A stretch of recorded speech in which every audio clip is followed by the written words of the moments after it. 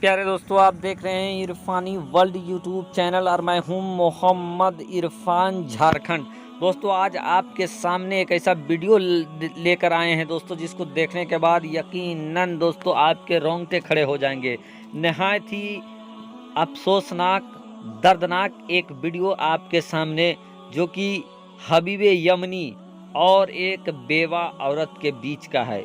दोस्तों, एक बेवा औरत की मजबूरी और हबीबे यमनी का जबर, उसके बाद दोस्तों कैसे नाजिल होता है हबीबे यमनी पर अल्लाह का आजाब, और उसके बाद हबीबे यमनी किस तरीके से उस अल्लाह के आजाब से निजात पाते हैं। एक सनसनीखेज वाक़या दोस्तों। और अगर आप भी गरीबों की मदद करते हैं, अगर आप भी गरीबों की मदद नहीं करते हैं, तो दोस्तों इस वीडियो को ज़रूर देखें। अगर आप गरीबों से मोहब्बत करते हैं तो इस वीडियो को ज़रूर देखें। अगर आप गरीबों को सताते हैं, यतीमों को सताते हैं, मजलूमों को सताते हैं, तो दोस्तों इस वीडियो को देखना बिल्कुल ना भूलें। उससे पहले कि वीडियो का आगाज़ किया जाए, आपसे अदबन गुजारिश करेंगे, अगर आप पहली बार मेरे यूट्यूब चैनल इरफानी वर्ल्ड में विजिट कर रहे हैं तो जल्दी से मेरे चैनल को कर लीजिए सब्सक्राइब, साथ ही साथ बेल के बटन को ऑन कर दें और ऑल नोटिफिकेशन के ऑप्शन को दबा लें, ताकि आने वाला हर वीडियो सबसे पहले आप तक पहुँच सके। प्यारे दोस्तों, हबीबे यमनी, एक बार का वाक़या है कि हबीबे यमनी जो अपना कारोबार, मालो कारोबार उसका उनका जो था वो था सूद का। इन्होंने एक गरीब घर में सूद में, ब्याज में पैसा लगा दिया था।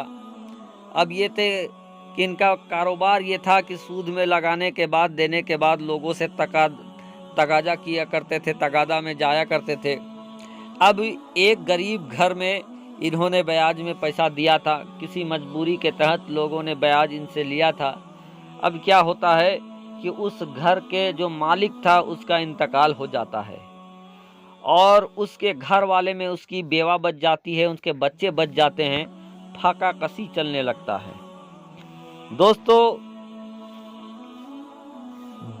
कई बार हबीबे यमनी अपने पैसा के तकादा के लिए उस बेवा के दरबार में गए थे, उस बेवा के घर में गए थे, लेकिन वो बेवा यही कह के हबीबे यमनी को वापस लौटा दी कि अभी हमारे पास कुछ भी नहीं है, फाका कसी चल रहा है, दाने दाने को हम मोहताज हैं, लेकिन हम आपके पैसे को वापस ज़रूर कर देंगे। बहरकैफ दोस्तों, 2 बार हबीबे यमनी खाली हाथ उस बेवा के घर से लौट आए थे। इधर उस बेवा के घर में इस कदर भूखमरी छाया हुआ था कि उसके बच्चे कई दिनों से भूखे थे, अच्छा खाना नहीं मिल पा रहा था। यानी दोस्तों फाका कसी चल रहा था उस बेवा के घर। और इसी आलम में, इसी हमा हमी के आलम में हबीबे यमनी उनके घर पहुंच जाता है। पहुंच जाने के बाद वो अपने पैसे के तकादा करने लगता है। हबीबे यमनी के बातों को सुनकर उस बेवा के आंखों से आंसू निकल आती है, और वो बेवा कहती है कि आप हमें थोड़ी सी मोहलत दे दीजिए, क्योंकि आज हमारे पास कुछ भी नहीं है, हमारे बच्चे कई दिनों से फाका कसी में हैं। मोहलत की बात सुनने के बाद हबीबे यमनी ये कहता है कि नहीं, मैं कई बार आपके यहाँ से खाली हाथ लौट चुका हूँ, आज मैं खाली हाथ नहीं लौटूंगा, आज मैं कुछ तो ज़रूर लेकर जाऊंगा। इतना सुनना था कि वो बेवा औरत कहती है, रोने लगती है जारो कतार। वो कहती है कि आज हमारे पास कुछ भी नहीं है, कई दिनों से हमारे लोग बच्चे भूखे थे, जब हमारे बगल में जब गोश्त बनता तो हमारे बच्चे तड़प कर कहते कि अम्मी जान, क्या गोश्त हमारे नसीब में नहीं है, मुकद्दर में नहीं है। और आज बड़े मुश्किल के बाद आज एक लोथड़ा, एक टुकड़ा गोश्त का मैं ले पाई हूँ, जिसको अपने बच्चों को मैं बना के दूंगी, क्योंकि ये बच्चे बहुत दिनों से जिद कर रहे थे कि अम्मी जान, क्या गोश्त हमारे नसीब में नहीं है, हमारे मुकद्दर में नहीं है। तो बड़ी मुश्किल से सिर्फ एक गोश्त का टुकड़ा हमारे पास है, उसके अलावा हमारे पास कुछ भी नहीं है। तो ए हबीबे यमनी, आप हमें कुछ मोहलत दे दीजिए, हम आपके पैसे को वापस कर देंगे। लेकिन दोस्तों, हबीबे यमनी किसी भी बात को सुनने पर आमादा नहीं था।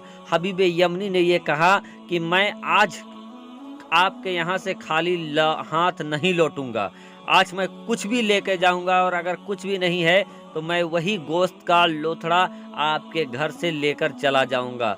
दोस्तों, इतना सुनना था कि उसके बच्चे, उस बेवा औरत के बच्चे अपनी माँ के मुंह को ताकने लगती है और इधर बेवा औरत के आंखों से जारो कतार आंसू निकलने लगते हैं। क्योंकि हबीब यमनी अपने बात पे अड़ जाता है तो लास्ट में ये होता है दोस्तों कि वो बेवा औरत उस गोश्त के टुकड़े को निकालती है जो सिर्फ गोश्त का टुकड़ा उनके घर में था और हबीब यमनी को दे देता है। इधर हबीब यमनी उस गोश्त के लोथड़े को लेता है और उस बेवा औरत के घर से वापस लौट जाता है। वापस लौटने के बाद वो अपनी बीवी को कहता है, अपनी बीवी के हाथ में उस गोश्त के लोथड़े को दे देता है। उसकी बीवी कहती है, ऐ इंसान, अब ये तुम क्या लाए हो और किस पर जुल्म करके लाए हो? तो वो कहता है कि नहीं, फला शख्स के यहाँ से लाया हूँ, कुछ नहीं था तो यही उठा कर ले आया। उसकी बीवी कहती है कि ऐसे गरीबों मजलूमों के ऊपर इस तरह के जुल्म क्यों करते हो? लेकिन हबीब यमनी उसको डांटता है कि खामोश रहो और तुम इसको जल्दी से पकाकर दो मेरे सामने। अब क्या था दोस्तों, उस गोश्त के लोथड़े को बनाती है उसकी बीवी और बर्तन में डालती है। बर्तन में डालने के बाद उसको सालन के शक्ल में तैयार करने लगती है। इधर हबीब यमनी कुछ फ्रेश होने के लिए जाता है।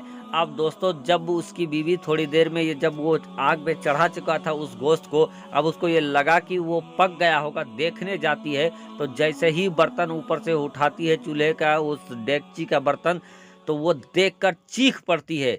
चीखना था कि हबीब यमनी वहां पर आ जाता है। वो देखती है कि जहां उसने सब्जी बनाने के लिए गोश्त डाला था उस जगह पर, गोश्त की जगह पर खून डबक रहे हैं। इतना देखना था कि हबीब यमनी के रोंगटे खड़े हो जाते हैं।